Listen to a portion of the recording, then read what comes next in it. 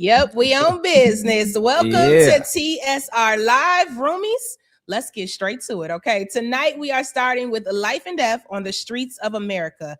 It's a lot going on, and on New Year's Eve, Keith Porter, a father and a neighbor, was shot dead in front of his own home by an off-duty ICE agent in tactical gear. Then, just a week ago in Minneapolis, Renee Good, a mother, a poet, and a legal observer, was shot 3 times in the head by an agent while she was inside of her car. Both of them were U.S. citizens, and both are dead, okay? The government says self-defense, but the community says execution. So, roomies, now that we're in the live, you're here, I need you to jump in those comments, and tell us what you think about both situations, okay? We got to discuss this, fellas. Yeah, we do. Tonight, we are asking the hard question, is ICE protecting the borders, or are they terrorizing our neighborhoods with zero accountability? ICE is literally out here committing more crimes than the criminals that they say they about to catch or trying to catch. That's what it looks like to me. You know what I'm saying? I think so. I saw a post, don't know the accuracy of it, but they were saying they were talking about how many deaths happened from illegal immigrants versus how many deaths and injuries have happened from ICE agents. And the ICE agents number was 3-4 times the amount of the so-called illegal immigrants. So what are we doing out here, man? They've turned our own military against its own people, and it's sad. Yeah. This is something you've seen, on television, and it looks like something from other countries. We've seen in other countries where the government seems like they are harassing the citizens, and to see this happen in America is crazy. You're asking people with no training other than to go in and do what they do as military people, which we all know military people are not trained like police officers. We've seen things go wrong with people that are used to policing the neighborhoods. You got people going into places that are not even from those neighborhoods, not even from that community. And even when they are, they probably had some angst against certain people in those communities. We're 100% getting terrorized. And just remember, you voted for this. Which is crazy to even think. And shout out to all the roomies checking in. TT Sweets on YouTube said it's definitely terrorizing. Shout out Kat, she's here. Christy Love also checking in. Roomies, please let us know your thoughts on the situation that is happening in Minneapolis. We've been reporting it on the Shade Room. You've been seeing all of the posts and videos from people and residents in the city where they are showing videos of ICE agents running into schools, going door to door, pulling people out of their vehicles. And it's like the community has really had to join together to kind of protect themselves and their neighbors. Yes, from being attacked. Yeah. Yes, that's exactly what it looks like, an attack. And that's a shame. I'm talking people are recording, they're screaming, let them go. I do. The only positive I can say from this is watching the community band together against an evil that's happening, in my opinion. Yeah. And do you feel like they purposely went to that neighborhood? They were obviously in cities like LA and Chicago, but then to go to Minneapolis and now, do the things that they're doing, I feel like they targeted these neighborhoods and they're being picked out at this point. 100% they are. And again, I understand some of the pushback from the ICE agents when they're saying, hey, we're being attacked. We feel like we're getting ganged up on. I can understand that in a way, but the fact that but listen, this is my thing. This is where it gets tricky. How do you explain shooting a woman in the face? How do you explain that? A woman? Y'all big men. I'm watching it. Y'all big men. Plus you've been trained in hand-to-hand combat. I know that.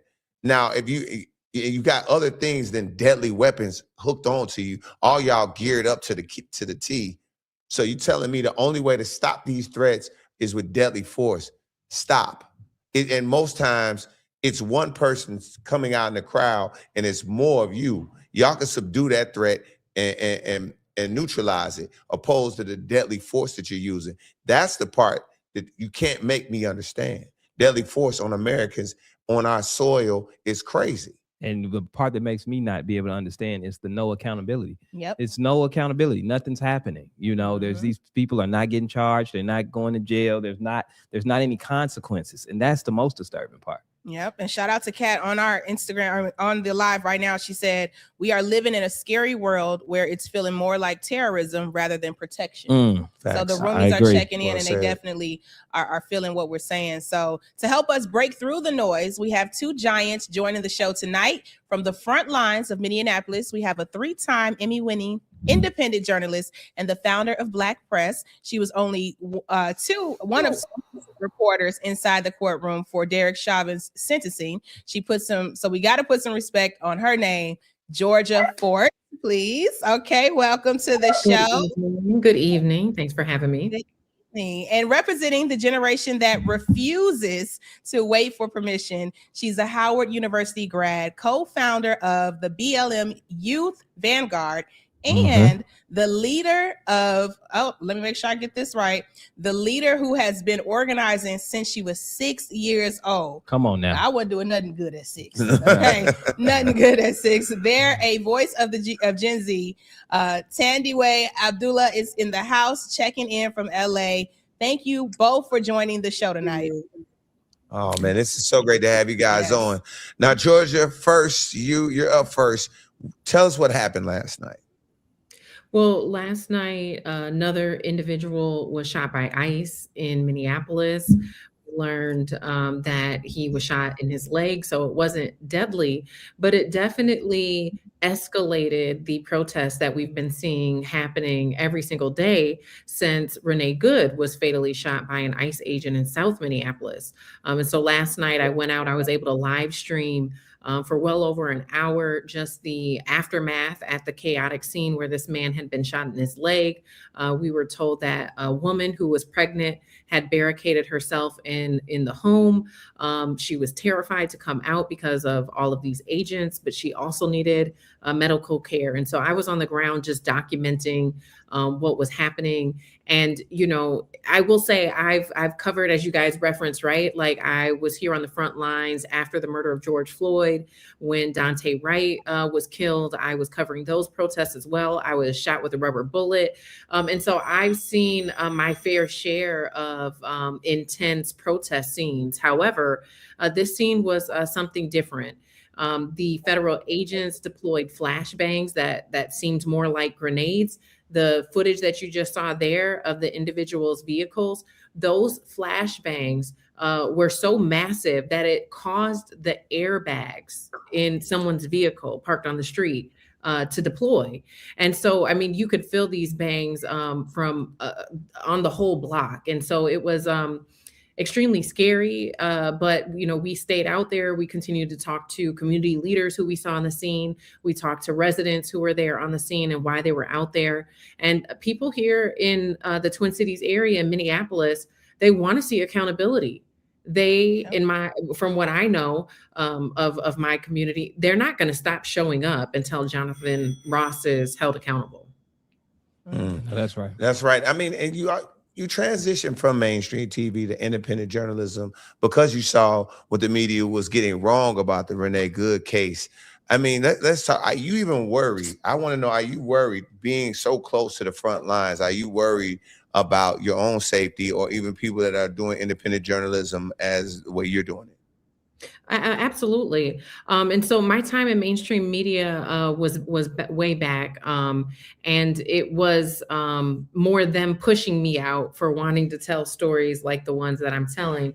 But, you know, when you talk about the fear that this administration is trying to instill on not just the independent press, but really any media, right?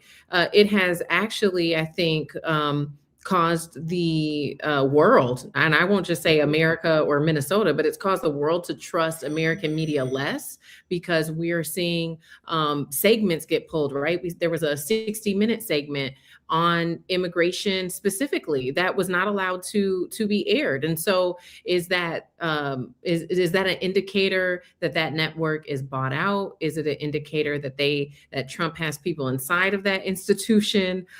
We're not sure. But what I would say the impact of that then is community is turning to independent journalists, expecting more from us, expecting us to get it right. And so when that does happen, of course, it does put a target on our backs.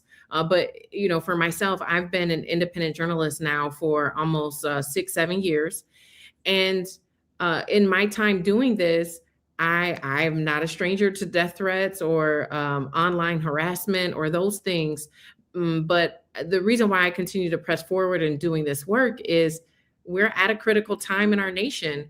And we all must be asking ourselves, will we be on the right side of history? And so for me, if my personal safety is a cost that I have to pay in order to ensure that stories are told with accuracy, it's just something that I feel is my duty to do at this time. Yeah, that's right. And it is your duty, and it's our duty too. It's not just your duty, it's our duty to support you in any way we can. And I want to talk to Thandiwe. One thing I love about your generation is that you know, you're not interested in reform at all. You know, you've been pushing abolish ICE and defund for years. With the killing of Keith Porter in your hometown of LA, how do you explain that to a 19-year-old that their voice and their protest actually moves the needle? Man, first of all, I just want to say thank you for even having this conversation on this platform, because that's a part of doing the work, right? Is using every tool we have to have these conversations. I think when you're talking about why we want to abolish, why we want to defund, right? Before there was Keith Porter, there were so many names, right? We had Grishario Mack. We have Marquinnan Sandlin, Niani Finlayson, all of these people who were killed by state agencies, not just ICE, it's the police, it's the sheriffs, right? LAPD is one of the most, it is the most murderous police force in the nation. Sometimes they battle it out with NYPD or Chicago, but you know, they're very dangerous, they're very murderous, especially to our people. We know that unfortunately, the situation is nothing new to us. We're used to seeing our people killed. And somehow the government is trying to justify an execution. I think for young people, when you're being told by mass media, when you're being told by the mainstream of America, just go on about your business because you should be used to this by now, right? Especially young Black people. It's our time to be like, nah, right? Like, it's gotten so normalized that now white people are being assassinated and everyone's mad. So that should be, I'm sorry to say it, but in a sort of messed up way, it's a validation of the horrors that we've been suffering in this country since it was founded, right? Because policing and these militarized entities, they come from racist policies, racist institutions, and they've been acting racistly with impunity, executing our people for so long. That's Miss Tyler right there. That is the cousin of Keith Porter Jr., whose comment just came on the screen. So yeah, for the young people, of course your voice matters because Miss Tyler should matter, right? Keith Porter matters. Yeah. That is a 19-year-old's dad. 19-year-old Anaya Taylor, that was her dad. So when you're thinking about being a young person and being 19, we know that we have a different young experience than other people in this country. And now it's our job to really get real with ourselves and take up the fight for Anaya Porter, who is also 19, who has no father now, right? And for his 9-year-old child, his 9-year-old daughter, right? So they don't get to be children. We don't get to be children. We don't get to live our lives in peace. We gotta take up the fight. Absolutely. And everybody needs to be a part of it. That's why we have this platform. And shout out to all of the roomies checking in on the topic tonight. We see so many of you flooding the comments. Please keep it coming. Now, Georgia, you were there for Chauvin. You were talking about, now we're talking about Jonathan Ross, the ICE agent who killed Renee.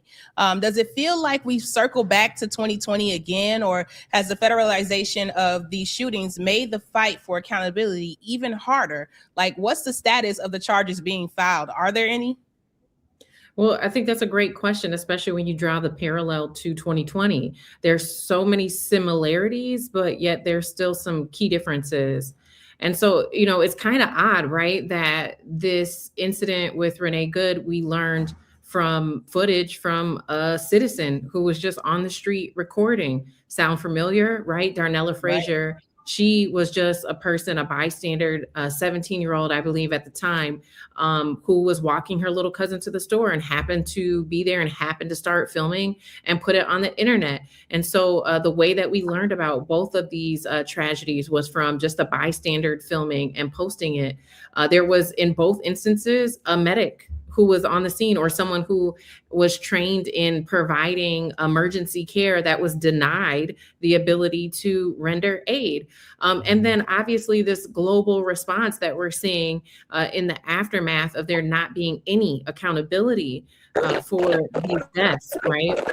But when you look at some of the key differences, you did mention the fact that this happened at the hands of the federal government, and knowing that Trump is moving this country to what a lot of people are saying towards authoritarianism. And so folks here on the ground, I think the key difference is they've been talking to local officials asking, what are you going to do about it? How are you going to hold the federal government accountable? Do you even have the courage to be able to take that type of a stand? And if you don't, then you need to stand down. We were out at a press conference, and a man, Eliezer Darris, he just made a really great point. He said, tell us you're abandoning us if you're too afraid to stand up against this administration. And I think that's the question a lot of Americans are asking as these federal agents are deputizing themselves in American neighborhoods. They're arresting U.S. citizens, shooting U.S. citizens, killing U.S. citizens, and not being held accountable. And you ask where the investigation is. Well, the organizing community here has done a lot of research and pointed out the fact that the Hennepin County attorney does have jurisdiction to file charges. So they've started calling out her office. She did open up a portal for the public to submit evidence, along with the Minnesota Attorney General, Keith Ellison, who was the lead prosecutor in the Chauvin trial. So they seem as though they are trying to move in the direction of investigating this and potentially bringing charges. But you have to understand that's on the backdrop of the federal government basically saying that Jonathan Ross was justified in his fatal use of force before they ever investigated anything. And so how can you make a declaration that this shooting is justified when you didn't even investigate it? And then not only would they not investigate it, the BCA, which is our local statewide investigative unit, normally they'll come in and they will do what's supposed to be an independent review of fatal uses of force with law enforcement. The federal government told them they couldn't investigate this either. So you're prohibiting the state arm from being able to do any investigation. And so people are hopeful that the county attorney and the attorney general will bring forth charges. But I think people are proceeding, they're, I should say, cautiously optimistic, because it in some ways hasn't happened under, this administration and this tone in the nation. But because they also alluded in their press conference that, hey, the statute of limitations would allow us to, pursue these charges even after Trump's out of office. And so the concern there is, if you wait that long, what is the response from community going to be? On the other side of that coin, if they do bring forth charges, they do arrest Jonathan Ross, then what is going to be the response from the federal government? And so as I've been reflecting on what are the different pathways to move this nation forward, I remain very concerned of ways that we'll be able to de-escalate things as tensions have continued to rise. Right. Okay. All right, Georgia. We know you obtained some graphic, unseen footage of Renee Good's murder. You shared some of those with us. Can you tell us about the footage? Well, the footage is extremely graphic. And so we have we're waiting to publish the footage. I practice trauma-informed journalism, something that mainstream media oftentimes does not do. And so we've been reaching out, trying to get in touch with the family. We're making some progress. We heard from the family's attorney today. And so eventually we may publish this footage. It's so graphic. I never ever thought that I would be comparing the grotesque images of Emmett Till to a white woman. But when you see her injuries, which were explicitly to her face, it is extremely, I wish I could unsee it. Oh gosh. the footage raises a lot of concerns with the way that the professionals on the scene handled evidence. It, in my opinion, demonstrates that they basically botched the investigation in some ways. But if nothing else, the footage is evidence that this shooting was overkill. I did do a media briefing where I brought in members of the media, and they may end up getting their hands on this footage. And so I wanted to give them a note, because oftentimes mainstream media is only worried about sensationalizing a story, getting clicks and views and all of those things, and could care less about somebody's humanity. They will exploit anybody's death if it means that it's going to increase their ratings. And so I wanted to have a conversation with them about how to handle this footage with care, what key things they should be thinking about as they view it, and that consent from the family is necessary. A journalist should not be the person who makes the call of whether or not that footage should be published into the world. Even in the case of Emmett Till, right? Mamie Till is the one who made that decision. And it did change the world. And so in some instances, it is necessary to publish for people to be able to see the brutality, the terror that is inflicted on human beings, right? But one thing I really want to underscore here, in the footage, you can see medical professionals removing Renee Good from the vehicle. They do not have a gurney. They place her on snow. No one, and I've covered a lot of crime scenes. I've covered a triple homicide. I've covered double homicides, police killings while bodies were still on the ground. And so reflecting back at some of these different instances, oftentimes if there is, well, I should say every time I've been on a crime scene and there was a dead body present, one of the agencies working will cover it. If there is someone who needs to be exposed in a way that is indecent, someone will hold up something, a sheet or anything, to obstruct the view from the public. So to be clear, I don't think that this footage should even exist, but because people did not do their jobs, it's out there. And so it bears the question, in the footage, Renee appears lifeless. There is no signs of life. And so if that is the case, if she was not alive, medical professionals should have left her body in the vehicle so that it could be photographed for evidence. Why does this matter? Why is this critical? Because we have a federal government saying that Jonathan Ross was justified in his use of force. And so prosecutors, if they're going to be able to make a case, need every single piece of evidence that they can get to be able to make that case. How many times have you watched The First 48 or Law and Order and any of these things? And what do they start looking at? They look at where the bullet hole is. Where did the bullet enter the body? Where did it exit the body? How the body was positioned.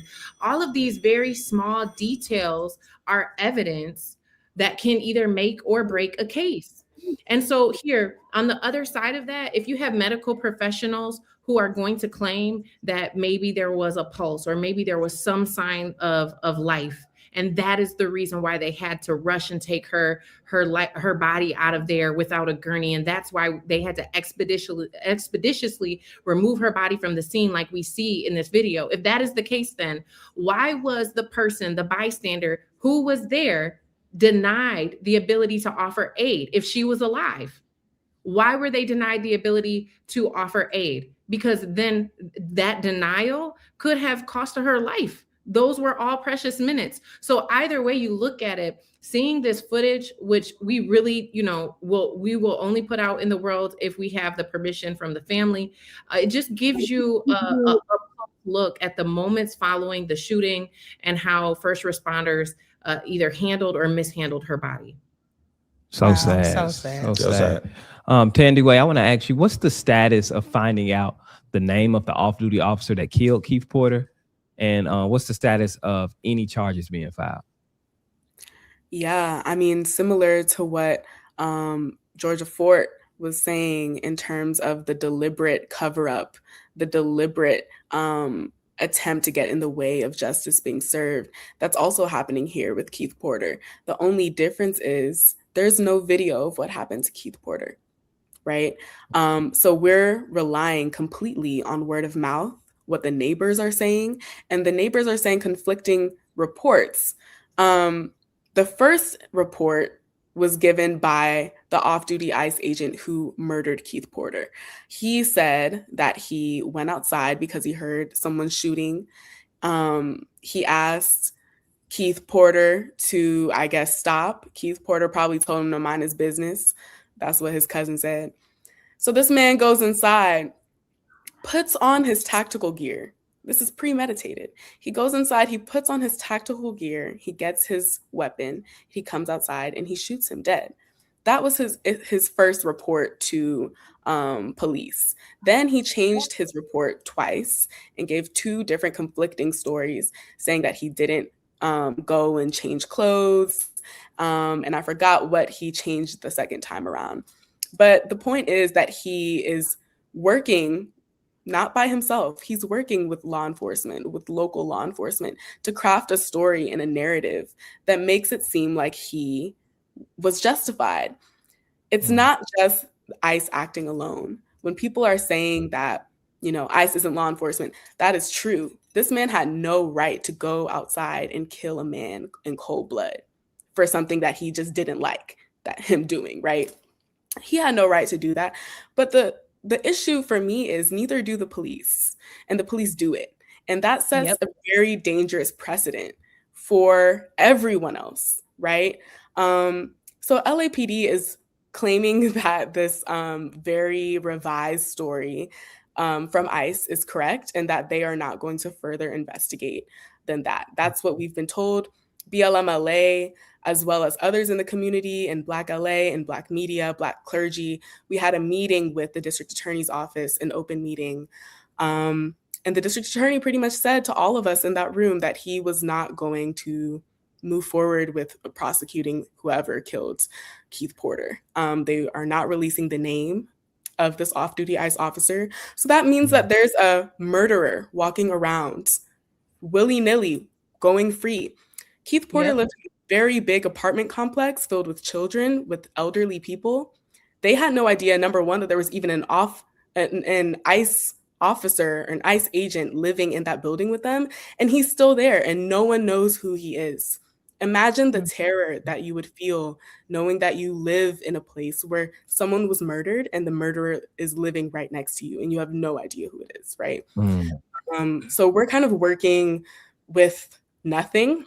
It's just the community out in the streets putting pressure, very grassroots movement. On Tuesday, we were at the police commission demanding transparency and accountability.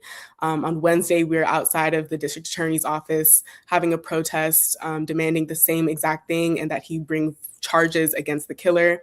But most of all, we're just wondering why the murderers get to tell the story. No one else knows, right? Yep. It's very wild. I just want to put it into perspective for the roomies that are watching right now. Basically, you have 2 Americans murdered, and they're not even worth to our system and government right now a proper investigation on each murder. So just let that sink in. 2 Americans murdered and not even given a proper investigation of what really happened. We're not getting transparency or anything like that. And I feel like everybody should be up in arms. So please check in on how you feel about that, roomies. Let us know your thoughts on it, and we're gonna keep it going. That's right. I want you to stick around for this next debate. A new Gallup poll just dropped, and it's official. The 2-party system is definitely in the flop era. Over 50% of Gen Z and millennials have officially unsubscribed from the Democrats and Republicans. Now, this group appears increasingly mad, unhappy, and they're driven just by what's going on. We just basically talked about our status quo government right now. Now, Gallup's analysis says that the dynamic could be because it could be good for the Democrats because the midterm elections are around the corner, but, it won't promise long-lasting loyalty. Now, that what we want everybody to do right now in the chat, holler at us right now. Thumbs up if you want a new party. Thumbs down if you want to keep things exactly the way they are. So definitely jump in the chat and do that for sure. Now let's go ahead, guys, real quick and imagine a third party option. I want to ask everybody, which one would you choose? Now, the first one is the logic party. Now, the vibe of the party is facts over feelings, and the top issues would be universal basic income and AI regulation. Next one would be the green print party. Vibe for this is ecology is the new economy. Top issues, climate, infrastructure, and new energy jobs. Now, the block party, community first, top issues, localized housing and health reform, and mutual aid. What you guys think? I mean, I personally would have to see, the campaigns from the Logic Party and the Block Party. Those would be the ones I would look for. Yeah, I would be interested in. I mean, let's give our guests a chance to answer. Georgia, what party would fit best for you? It's interesting that you guys asked this question because I feel like I've been saying this for a minute. Okay. But the party I was imagining is not on the list. I was imagining the Black Party. Come on, man. And that might be a little bit difficult to pull off. And so if I had to pick one of these,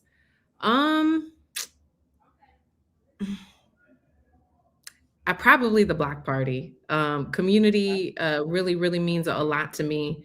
And I think when we love our neighbors like we love ourselves, the world is a better place. Could go much deeper, but I'll keep it there. All right. Thandiwe, what about you? I'm gonna have to agree. Block is only one letter off from Black anyway, so. I like the way you think. Yeah. That's dope. What would you choose, Kiki? I'm going with the Block. I'm going with the Block. We're going to change some things up, but I feel like it really is time to start having these conversations. I know we're doing it in a lighthearted manner, and roomies, you could check in and pick which party you want to be a part of, but clearly the system we have in place right now is not working. Yeah. So we need something different, but we definitely want to thank both of you for joining the show tonight and sharing so much insight on what's happening in our world. Please let us know how we can keep up with you. We'll start with Thandiwe. I'm Thandiwe Abdullah on Instagram. Okay. All right. What about you, Georgia? You can find me on all platforms at by Georgia Fort.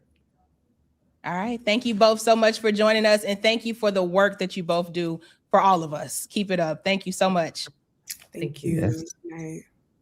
All right, man. That was great. But guys, great.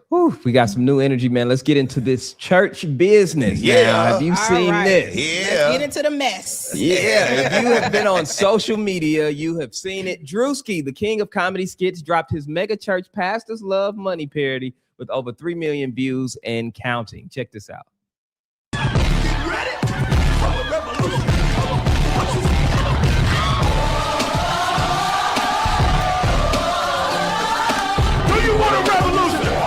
I'm gonna have Wanda stand up here. Wanda, please. Wanda told us earlier this month that she could not have a baby anymore. So I impregnated her with the word of God. I'm going to impregnate everyone with the word of God. You gonna get pregnant with the word of God. You gonna get pregnant with the word of God. You gonna get pregnant with the word of God. Impregnate. I had somebody in the congregation ask why I'm wearing Christian Dior and Christian Louboutins. Because I'm a Christian and I walk in the blood of Jesus. Give him some praise. I'm a Christian first and I walk in the blood of Jesus. Give him some praise. Give him some praise. That's hilarious. Now, people are laughing, they're sharing it, but here's the flip side. They're also asking some very serious questions about the state of today's Black church. So let us know what you think in the comments, man. Y'all jump in there. Give us your thoughts on this. Was it just funny or did he take it too far? So let's talk about it. Is Druski's parody commentary or comedy? It was comedy for me. Okay, I laughed from the moment I saw him flying in there. And I feel like people are mad at Druski. Y'all need to be mad at the devil. Okay, it's a lot of other things going on in our world to be mad about. him doing a skit, I don't think is something to be mad about. It's comedy. We've seen it done a million times before. And it was actually funny. That's the thing. I hate when a comedian takes a risk and does something like that and then it's not funny. That's when I get mad. But this was actually funny. And I feel like if you are upset about it, I mean, a hit dog will holler. And maybe there are some things that you can look at this and say, okay, maybe I am a little ridiculous, and we can dial it back to give people the word of God. But I don't think it's anything to be upset about. Man, me neither. It was absolutely funny. I think some of y'all need to get impregnated with the word. Hello? Y'all need it for real, for real. I mean, it's funny, and like Kiki said, if you really hurt by this, it's really something saying about you, for real. Because think about it. I've seen videos. People have broken it down by now because it's got 3 million views. People are saying he took stuff from other people. That jacket that he wore, and even the chains, there was a pastor wearing that. Somebody was flying around. There's been moments in church, and it doesn't mean sometimes those things that are happening in those mega church, they don't mean that it's bad. It doesn't mean it is bad. It just means that, hey man, maybe you should start going to church and you would have found it funny. I mean, okay. Well, I'm looking at the comments and I see people are checking in the chat.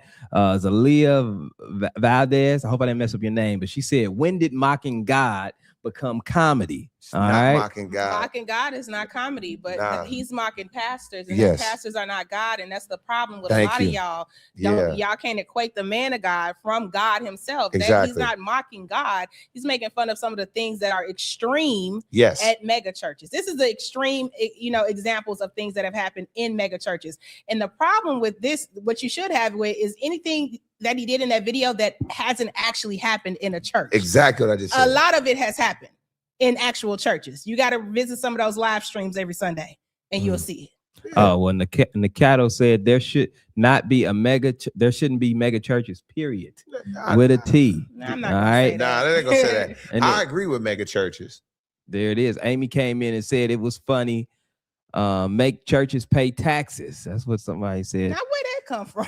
Hey man, I'm just letting you know what they saying in the chat about the church. The days. I think mega churches get a lot of bad looks from the world, but there are a lot of mega churches around the world that are doing a lot of good in the community. There are churches that, mega churches that are feeding people, getting people off to college. Right here in Chicago, we have, New Life with Pastor Hannah, who has done amazing things for people in the community. Just because it's a big church doesn't mean that the work is not being done. Oftentimes the work is being done at a higher level in those churches, but there is an exception to everything, and some churches are like the ones Druski was, showing off. Yeah, and I mean, but I just feel like as a comedian, we have mocked small churches. Yes, on television, in movies. I wonder why was Druski's video the one that hurt people? I mean, we've talked about it in so many movies, from Fridays to all this. You had a pimp preacher with the hair slicked back that drive a car that's cheating a little bit. Like that he's done this before. He didn't create something that nobody's ever seen. And then Druski did it with the I don't know the name of the religion, but the religion that be outside and they wear the purple and gold and they be yelling on the street. The Black Israelites? Black Israelites. He did a video with them before. You know what I'm saying? It's just, he's just being a comedian. That's all he's just being a comedian. Me, but I don't know. If y'all want something to be mad at, I got something for you. We got ICE agents killing Americans and not even getting an investigation. Thank you. Please get mad about that. Thank you. Right? Yeah, don't get mad about that. And just so you know, there's a reason why there's a whole bunch of churches, because there's a lot of different ways to praise God. Yes. And that is if you go to a mega church, you don't like it, try another church. Trust me, I've been to a bunch of churches. I found me one, Shout Fellowship. Now, I mean, it's so many ways to praise God. So many ways. It's not just one singular way. Yep. Shout out to the roomie. Shout out Miss Monica, baby. She didn't put some money in the live chat. Hey, that's how you show you a roomie. That's how you support TSR Live. Okay? There you go. Put some money on it. Yeah, pass the collection plate. Yeah. Impregnate you with the word. Yes, we are impregnate you with the word. TSR gossip. We got you. All right. Okay, roomies. If you've been on the timeline this week, you may have seen Ricky Smiley posted about this soft man era, and he was confused. Check this out. Is that a thing where a man is looking for a woman to take care of? They're in this. Is that real? They're in this That's soft. crazy. You know how women say soft woman era? Now it's the men want to have my soft man era. They even say nowadays, oh, well, what about me? I want flowers too, and this. Okay, listen. Where are my flowers at? Have you heard that? Where are my flowers yes, at? I went on a cabin trip with some of my friends for my friend's birthday like a month ago. I'm confused. And some of the guys, we were having a debate about buying flowers and stuff. And so I was like, it should be, if you don't pull up on the first date with flowers, at least in the first few weeks of you talking to her, you should buy some flowers. They were like, well, what is she doing for me? Where's my haircut money? Where that's Girl, they say cash at me lunch and I'm like, you know, I you can can literally literally flowers the first date. Now, I think I'm Well, like first date, second date, or whatever. But you. I think. But we're supposed to chase. That's right. That's right, Ricky. Okay. So Okay. So you see, he's confused. The uncles are mad, but the Gen Z brothers are out here shooting drizzle and demanding princess treatment. So we got to dive into this. In 2026, can a man be soft and say, I want to be pampered too and still be the head of household? Or does drizzle mean you've officially handled over the keys? who gonna be the boys? Who gonna be the boys at this point? Y'all want to get flowers on dates and y'all want us to, what is drizzle? I don't know nothing about that. I've never said that in my life until then. Come on, somebody. You know what? I'm actually not even mad at this because I feel like a lot of, and let me clarify. I'm not talking to the kings who handle their business and run households and provide and protect. I'm not talking to you. But there's a lot of men out here who have already handed over the keys. It just wasn't a name for it. So now we have a title and we're going to start saying, ladies, he's in his soft man era. And if he's in his soft man era, you need to run. Period. Well, Kiki, I will say this. I will say this. I'm definitely not with the drizzle. You don't have to give me no flowers or nothing. But this may be a backlash from the era of the generation of women who have been taking advantage of men and only dating them for meals. Only want them to, you got to pay a bill before you take me out. You got to get my hair done. You're going to pay for my babysitter if you go out. And those guys felt taken advantage of. Maybe they saw that and was like, well, what's she doing for me? Because that it might be an effect from that. You know? Fellas, this is not the way. The ATM era. This ain't the way. This now, not that the ain't way. it. I don't this is believe not the way it. you get your power back. No, Okay, it's not. It's not. But there's, forever cause. It is, a reaction is, some things happen. Things happen. I mean, I would never do it, but I mean, you imagine if you just started dating and you in your 20s and you hear and you see it on social media, because social media is completely a part of your life. And then you see women saying, you got to give me a babysitter. You got to pay for my time. You was with me when I interviewed an artist that said, if you ain't paying for my time, then why would I even go out with you? And I just held my tongue. It's a little escorty out here. Oh, I'm sure it is. But you got to decipher who's worth your money and time and who's not. And I just think if we set this example, I mean, what are we really doing? But I want to make sure this is a safe space for all of the roomies and even you guys. Let's just be honest. Do y'all really want us to drizzle on y'all? No, y'all I don't never want to be drizzled. Judge y'all. I ain't never wanted to be drizzled. Hold on. And don't ever drizzle. Hold on now. Hold on. Now I kind of who gonna drizzle on me? Hold on now. Like Easy, champ. I'm happy. Depends on what we talk about. Depends on what we talk about. Y'all just tell me the truth, y'all. Do y'all want to be in y'all soft man era? Roomies, let us know. Be honest. Just go ahead. I don't. I'm in my firm man era whenever a woman around. I don't want to be in my soft man era, but I would like to be in my French Montana era. Oh, okay. If a nice young billionaire woman want to take me off the streets, I'm available. All right, man. Roomies. Our last guest is a man who is literally rewriting the manual on how to be a mogul in 2026. He just broke a world record for the highest digital album sale ever with $11,001. Shout out to my man Kyrie Irving.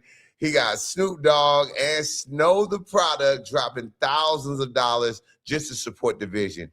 He's also the president of Good Company, the king of the backyard. Vallejo's very own LaRussel is in the building. What's up, boy? Get that GT coupe. What's happening? What's up, y'all? First of all, I'm happy to have you show. Big fan of you, man. Love the whole backyard stuff. Love what you say, the freestyles, man. So congratulations to you, and thank you for being on the show. Gratitude. I appreciate it. Absolutely. So let's go ahead and get your comment on this, man. What you think about this soft man era thing?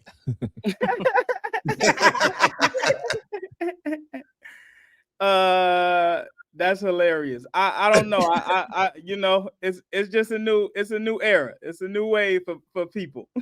Okay. All right. You don't think it's a little bit of a backlash though from what we were talking about? If you got a chance to hear from basically women saying, "Hey, guys got to pay for this before they can even get a little time with a woman." You think it's a backlash from that? I don't think it should be that way either. You know, I think all relationships should be mutually beneficial. Yes. And mutually beneficial means something different to everyone involved. You feel me? Like some people who up have a different level of what mutual is, and some people who down got a different level of what mutual is. But I think every relationship you enter from the beginning should be mutually beneficial. And if it's not that, it ain't nothing. It ain't nothing. Mm-hmm. I like that. Now, we know today, Dr. King's birthday is today, and we talked about economic empowerment and the beloved community. Now, do you see your independence and the way that you move right now? Do you think that's the thing that he was fighting for? For certain. You know, the fact that I got a concert that's all ages, you know, 8 to 88, and every single race, every demographic is exactly what he fought for, you know, and for a Black person to be in the middle of that stage, and the reason that all these people is coming together is that's the dream. Yeah, that's dope. Facts. Yep. Now, roomies, make sure you drop your questions in the chat while we have them here. But I want to ask you, we are halfway through January, and you set a goal to sell 100,000 units in 30 days. Now, most people thought it was impossible. So where are we at on the scoreboard today? And what's the energy like in the camp? We have 14,000, you know, and the camp is excited. You know, this all came from me and the homie being on a walk and just kind of popping up. Can I cuss on here? No. Me and the homie been on a walk and just popping it, you know, and feeling confident and believing in ourselves. And next thing you know, we went live to the world and you know, I wanted to take my shot. Whether I accomplished and achieved the goal or not, I wanted to be able to say I tried. Yeah. Yep. That's dope. That's dope. And I'm gonna tell you this: your backyard shows are absolutely legendary. My favorite one was the one with Lil Jon, man. And as you head out on your Texas tour next month, how do you bring that Vallejo backyard intimacy into the big stage? You know what I'm saying? Man, it's in me. It's not on me. You hear me? Everywhere we go, it come with us. It ain't sold separately. So, you know, every space we enter, it feel like home. And I got my dogs and my homies with me everywhere we go. So we able to rebuild and capture that energy no matter what. That's dope. Yeah. And here's the clip where you gave the Shade Room a shout out. You know, and I personally love it. Well, what is it? Brothers used to get rich and die trying. Now they get rich and die lying. And a whole bunch of stuff in there. What made you drop the Shade Room in this freestyle? Man, because this is hip hop, and Shade Room have been a pivotal part of hip hop in positive and negative ways, you know. And I think it's for someone to build something of this magnitude and this special that could be utilized to promote and demote something. It's vital. It's necessary. Everyone knows what the Shade Room is, and some people, you know, if you wake up in the morning and somebody say, hey, you on the Shade Room, that's either going to bring you a lot of joy or it's going to bring you a lot of grief. You know what? The first time I got posted on here, I said I won a hood Grammy. Yeah. Yeah, you know? That's a fact. Hey, that's just the biggest source in the culture. That's all. Yeah. I mean, talk about the backyard. The backyard concerts are a thing, and you've been able to create this. Like you said, in GT Coupe, you know, you would have shows where there's 5 people there, and you like, oh, no. And you created something from the backyard shows. Now, when we're seeing artists have trouble even selling out their entire tour, we've seen tours get canceled midway through. I mean, what's the business model? How did that come up? Just saying, you know what, I'm going to just bring people in the backyard. Man, somebody told me no, you know, and that was enough for me to say I'll never give somebody else the opportunity to tell me I can't do what I love when I want to. That was really important to me because I wanted to perform. You know, I was rehearsing in my garage every day, and I had people who wanted to see me, and I didn't have nowhere that they can come see me. I had to go rent venues, and the venues, when you indie and you coming up, they play a different game with you. You know, if you ain't got a big name, they don't treat you like you got a big name. And I just didn't enjoy my treatment. So we was like, we're going to build our own, and we'll just build it from the ground up. And now, you know, every time we do a backyard show, it's sold out for the entire year. Like, I've gotten to a point now where I got to just do pop-up shows because all the original dates is sold out. Oh, wow. I love that. Now we talk about moving into a world where having 1,000 true fans is more valuable than having 100 million casual listeners. Do you agree with that? 1,000 true fans versus 100 million casual listeners. Casual listeners. I don't agree. Because you know, somebody like me, if I got 100 million casual listeners, I'm gonna turn you into a true fan. I'm at least 10%. So I if the number is that far apart, then I don't agree. But if it's like 1,000 true fans and 10,000 casual listeners, 100,000, then yeah, I'm gonna go with it. But 100 million, nah. That's hilarious. Now, you know, hip hop is changing so much, and there's been a lot of AI pushback in the music industry. If an artist uses AI to touch up their bars or generate a hook, is it still hip hop in your opinion? Is it still hip hop? If they use AI.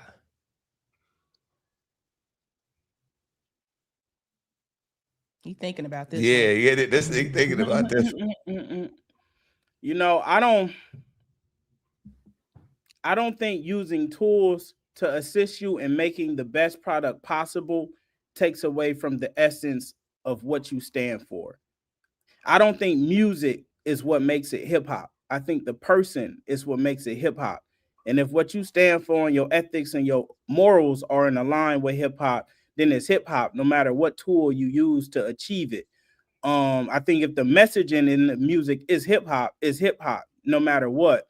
I think there are things that you have to now be excluded from, you know, like we don't want you talking about you the greatest writer ever, and AI is doing this and helping you write the songs and the hooks. But I don't think it takes away from the essence. Hip hop is not about the music, it's about the messaging. Yeah, for sure. And I've seen a ton of your messages about independence versus label, right? Now, everybody has seen Kyrie Irving drop 11K, you know, Snoop to 2,500, and major labels, they've always gotten picked at. Do you think they're going to ever either switch the business model by about 2030 or to make it just kind of be able to grab a hold of where the new world is going? Or do you think the label is always going to be there for artists who just don't even want to be bothered with the grind, and you have to have the grind and the mind to be an independent artist? Both. And both is already happening. Like, there's labels that are really independent friendly. Like, they've built ecosystems and set up infrastructure for indies to thrive within their system. So they're already doing that. But I also think there is always a need for major labels. You know, I was talking to one of the little homies earlier, and I was telling them how today, like, he has to market and promote himself. And that wasn't a thing back then. Like, back then, record labels did what record labels do. They found talent, they developed it, they believed in it, and they told the world what they thought was hot. Now they want you to get on TikTok and prove you hot and prove you cool before they support you. But that's not what record labels began as. But there are some labels that still believe in that ethic, and they follow through. You know, we see artists every year that just get to have a moment and blow up, and it's their first song. We never heard nothing from them, and they're still doing that. So I think that both are necessary. There's some artists that don't want to do what it takes to be independent, and I completely agree. It's the reason why some people build Walmart and some people work at Walmart, and neither of them are to be knocked. That's just within, you know, their ability. I love that. Yeah, well said, brother. Yep. Let's play a game. Let's do a round of rapid fire. Okay, I'm gonna ask you these rapid fire questions without doing long pauses and thinking for a long time like you did about the AI question. Just tell me what you think. All right. Now, you love chess. If hip hop is a chessboard, who is the queen, the most powerful piece right now? There go that I'm a thinker. I'm a thinker. I can't avoid it. Go ahead. In hip hop, who is the most powerful piece? Yeah, I'm gonna right say now. Hove. Yes, I agree with that. That's dope. Okay. All right. Now, Kyrie Irving sent you $11,001. What's the significance of that extra $1? He sent it. That's a question for him. I don't know what the significance is. I was still trying to figure out the message too. That's so funny. Maybe he's saying I'm the one. No, you know what it was. I thought it was his jersey. ones. I thought it was his jersey number because No. His jersey number is 11, so you know that's Yeah, what the 11,000 is. I think the one is just like angel numbers 111. Yeah. Yep, Okay. yep. Yeah, Okay. I'll go with the Asian numbers, but I know how when you send somebody some money on like Cash App or something, that little charge, I think he was trying to make sure you ain't get the charge. You know, he was covering the little. The charge to withdraw 11,000 is far more than $1. You gotta let that sit. Yeah. You gotta let that sit. Break them 3 days out. Yeah. Standard processing time. He probably sent the dollar to see if it was him. You know how you send the Yeah, dollar you first. send the dollar first. You'd be right. like, "Yeah, is this you?" This Okay, you. yeah. All right, cool. I'm gonna send the rest. All right. Now you call yourself the most human in the game. What's the most regular person thing you did this morning before coming to this show? Went for a walk around my neighborhood. How often you walk around? Just walk. Every day, and it's a beautiful thing. It's one of my favorite parts about my day because the people get to see me and yell in the morning and honk their horns and shout, and like it's always a moment of like, oh, you know, like they get that as a community. I never got that as a child growing up where I'm from, so to be able to provide that to my community is like special. And then picking my daughter up from school. Yeah, Okay. I love that. I love that. Yep. Have you heard from the Super Bowl? Yeah. Yeah. Oh, okay. Yeah. What did you hear? You know, I can't even disclose no details. You know, when the business get that big, they don't want you saying too much. But I'm in there. I'm in there like swimwear. You hear me? Okay. Yeah, There it is. Yeah, in the Bay, you got to be there. You represent the Bay very well. And before we let you go, you did do something. I want to know why you did it. I saw one of those walks where you were talking about ain't no more just one area of the Bay. You was talking about, you started naming all of the different neighborhoods. We all won. What made you decide to do that? I wanted everyone to have a chance to be a part of history. I don't want no one to be excluded from this run and this moment that we're having. That's why I'm hitting all these different high schools who some people would say, they shouldn't be in it. They're not a part. They as much a part of this as anybody else. And I want them to feel that. You know, I'd rather have 10 million people have my back than 1 million people who think 9 million other people shouldn't be involved. Love that. Love that. Now, I know the roomies, we got tons watching right now. Tell us how they can stay tapped in and where you're going to be at, my dog. I'm everywhere like air. You hear me? You can Google me. You can hit me on LinkedIn. You can find me on Facebook, on Instagram, wherever it's internet, you can find me. And if it ain't no internet, I'm outside too, so you can find me there as well. Okay. No doubt. No doubt, man. Keep doing what you're doing, LaRussel. Big fan of you, boy. Keep doing. And definitely keep posting, bro. You inspire a lot of people. Absolutely. Gratitude. I appreciate it. We'll see you at the Super Bowl. Yada I mean. All right, y'all. Yeah. Oh, I love him. But roomies, I mean, they going hard for him in the comments too. Make sure you guys support him and help him meet his goal. But we'll get right into this, fellas. We got to talk about weddings. I know I bother y'all about weddings all week, but we got to talk about this. I do's and the please don'ts of weddings, okay? Influencer and skincare mogul Akila Relaford Gold recently took to TikTok to drop her ultimate guide to being a bride, a guest, and a host, okay? Let's take a look. These are the wedding rules, brides. I'm talking to you, and if you're wondering why I'm qualified to speak on any of this is my resume. Okay, thank you. Let's get into it. If you're a bride and you want to go on a bachelorette trip with your bridesmaids and it's out of state and you want it to be like this whole big thing, you need to pay for it. Yeah, you need to pay for the whole trip. You should not have an attitude if some of your bridesmaids do not want to participate in all of the bachelorette activities. Okay, so you're either going to pay for the whole trip and all expenses associated with your bachelorette party, or you can just offer the trip up to like whoever wants to go can go, or yeah, that's it. Those are your two options. If you complain to your girls about why they're not there, I think that's so lame, so rude. If there is a specific dress that you want your bridesmaids to wear, and you know what, let's say if the dress is over, honestly, like $250, you need to pay for all the dresses.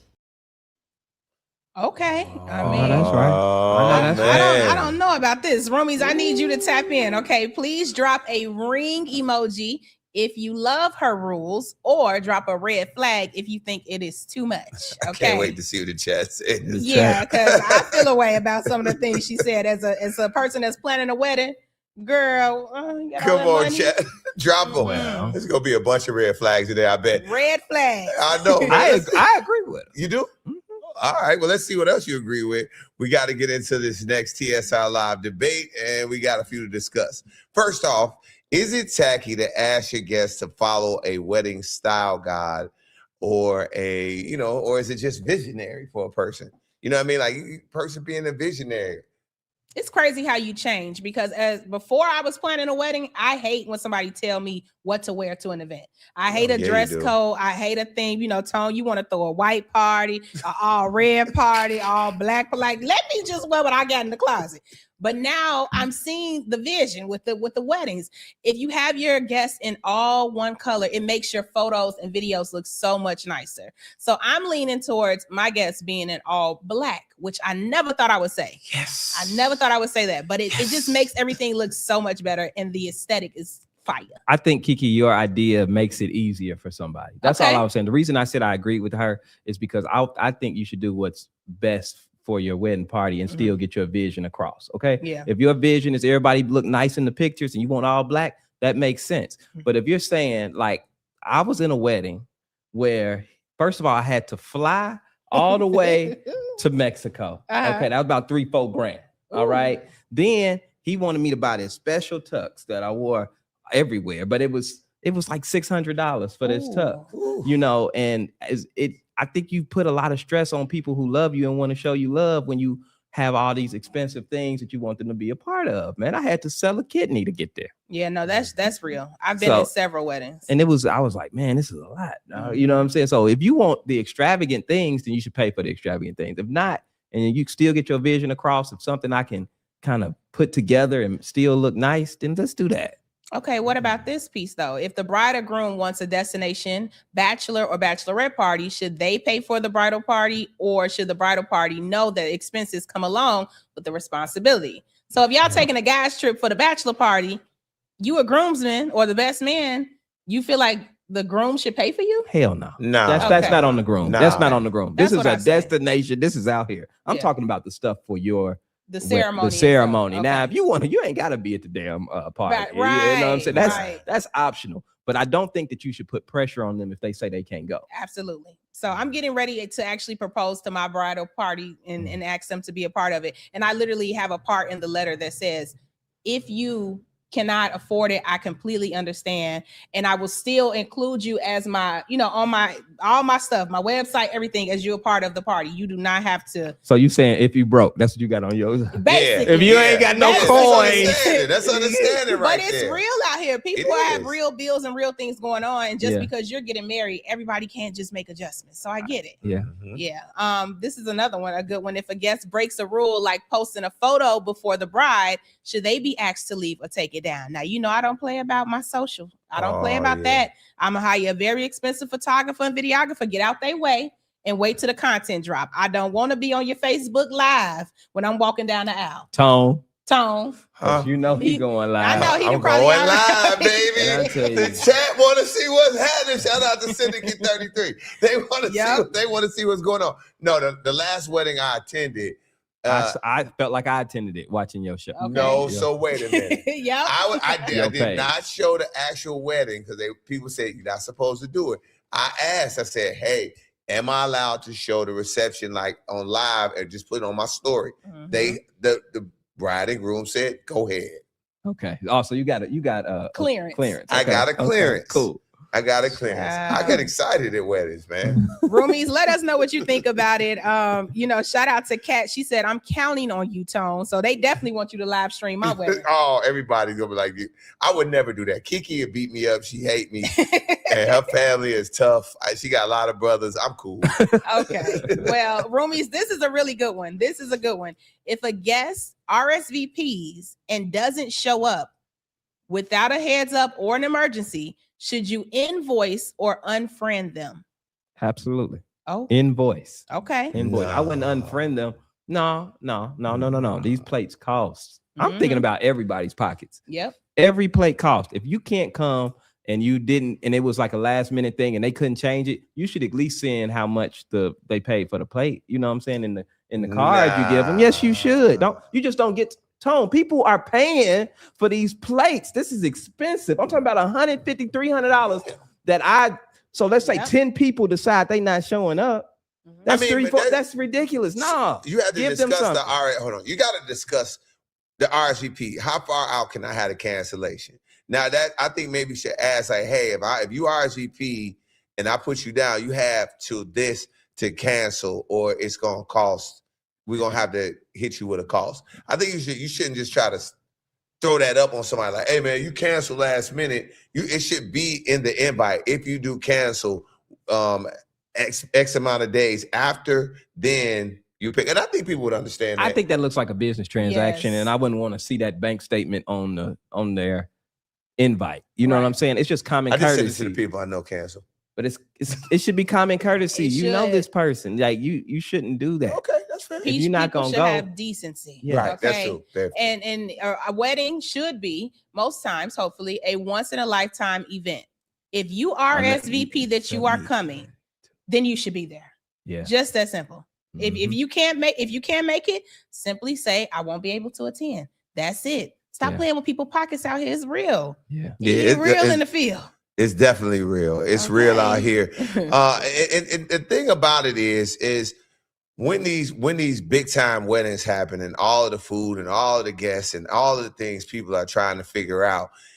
I mean, for you, Kiki, does this get overwhelming where you just like, I can't worry about invoicing a friend. If they didn't show up and they played me, I'll just unfriend them. That's what I think. Oh, for sure. You know me. I'm petty. Yeah. First of all, if you don't show up to my wedding, and I won't go ahead and put this out there now. If you RSVP and say you are coming and you do not show up on the day of my wedding, then you will not be invited to anything else in my life, and you probably won't hear from me again. Just gonna go ahead and put that out there because you could have told me no.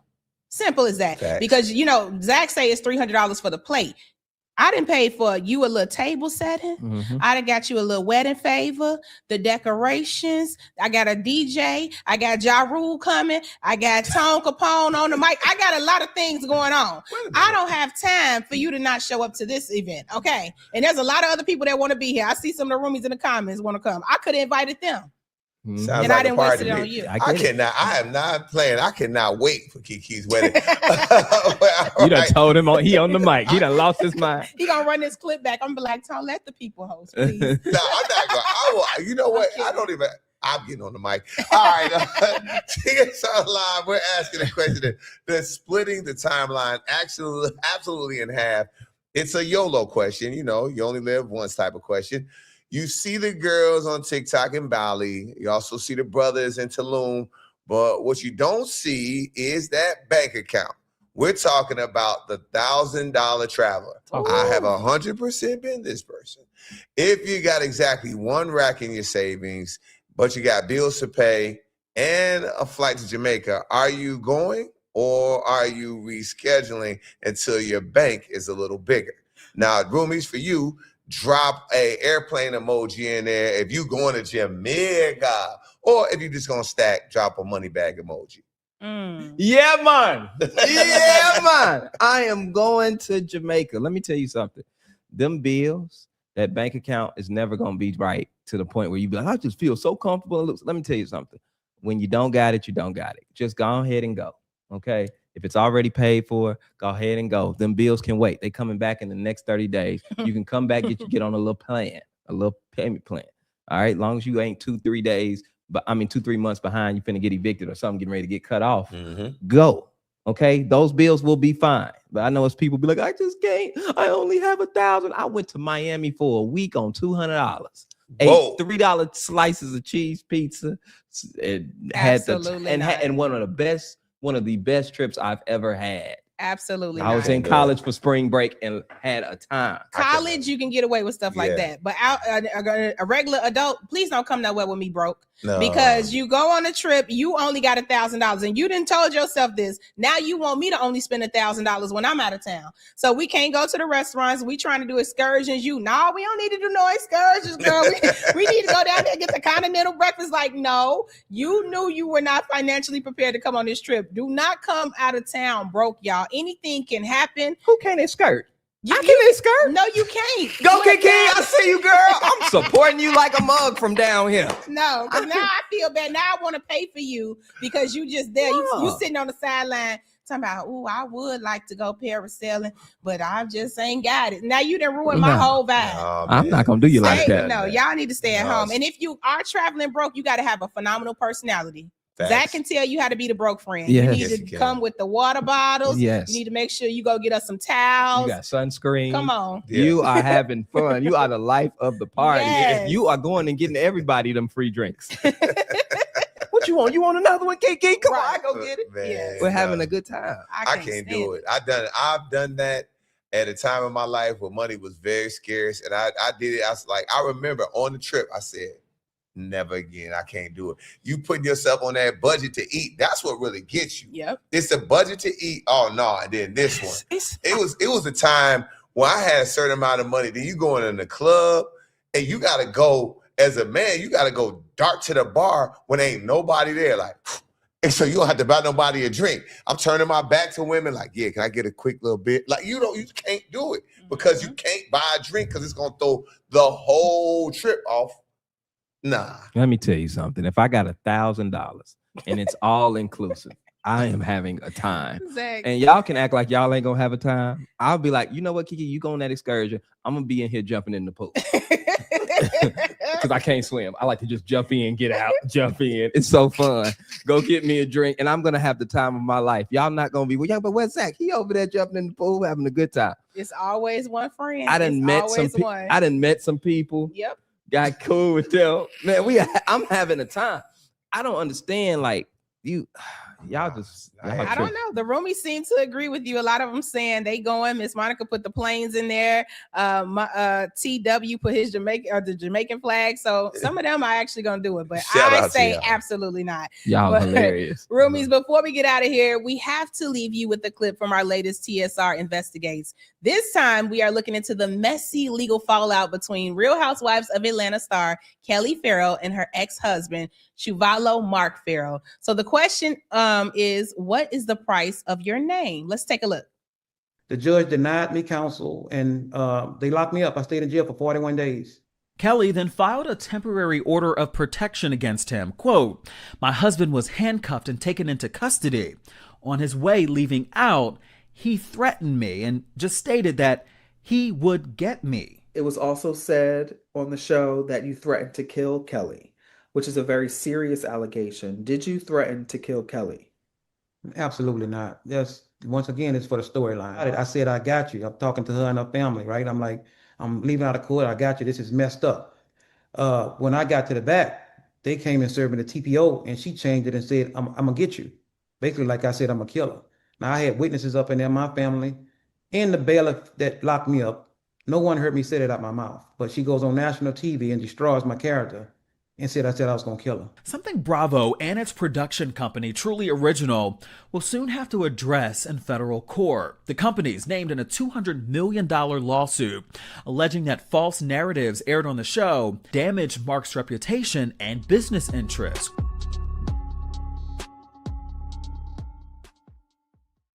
What's the price of your name? If someone goes on TV and tells the world that you're a criminal and you lose your house and business because of it, is 200 million extreme or not enough? Because, in the court of public opinion, baby, It's just enough for me. I need all that. I need you play with my name, and I mean that's the thing, though, really, and especially in today's society, you play with somebody's name, it affects them on so many levels, and it travels and travels and travels, especially on TV, especially on something like a Bravo. That's tough. But I know if somebody play with my name on television, play with my name, it's gonna cost you. I mean, it really depends on the name for me, because what name were you really ever gonna make $200 million in your lifetime? That may be extreme for some people. You can play with my name, $200 million. You can play whatever you want to play with, $200 million. Paul, not like that. Okay. Like you just out here giving it out. You might get some offers now, brother. Just giving it out. Hey, go away when I'm in the circle, even if it's like a jump like her.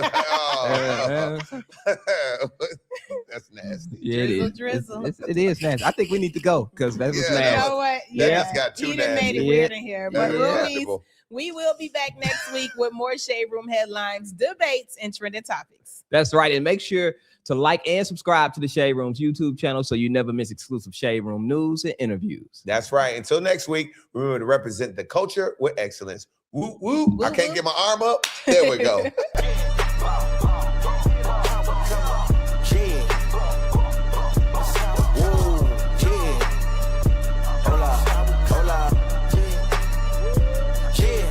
It's been a long time coming. They ain't cuffing my clock, they tugging it. Putting up numbers, 99 pounds, and I still kept it 100.